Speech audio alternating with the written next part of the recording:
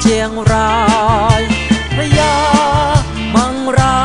ยมังรายมหาราชกล้าหาญเก่งชะกาจทรงสร้างนครเชียงรายรุกรบปรับให้รีไปทั่วแดน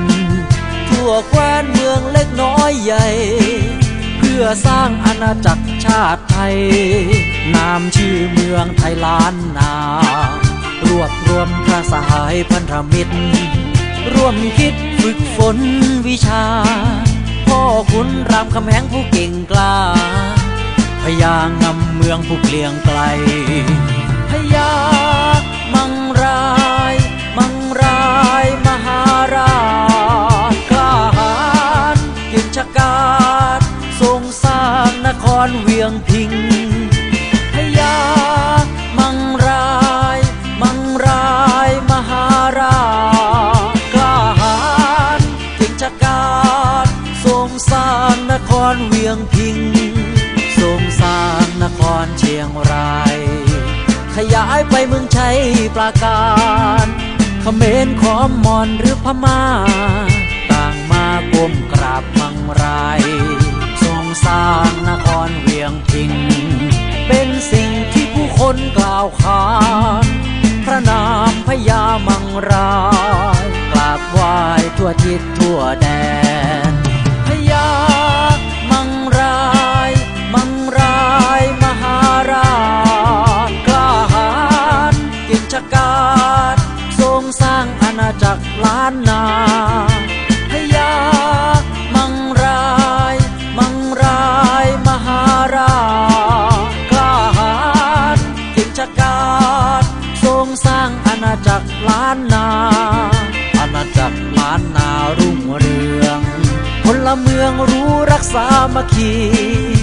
พระธาตุวัดวามากมีบารมีพญามังรายหนุ่มสาวฟ้อนรำน่ารัก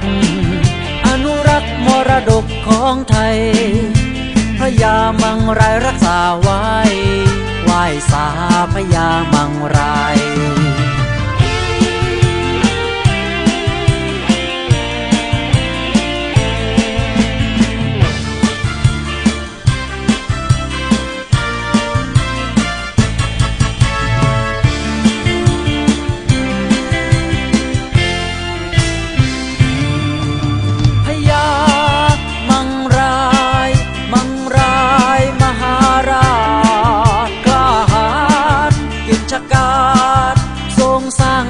จากล้านนาพญามังรายมังรายมหาราชกล้าหาญเก่งชะกา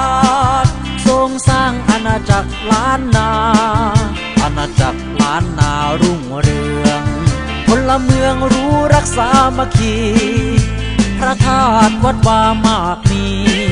บารมีพญามังรายสาวฟ้อนรำน่ารักอนุรักษ์มรดกของไทย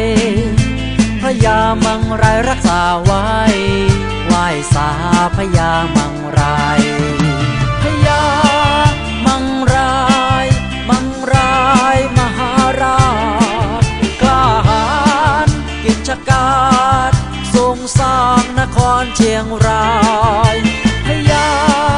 มังรายมังรายมหาราชกล้าหาญเก่งชะกา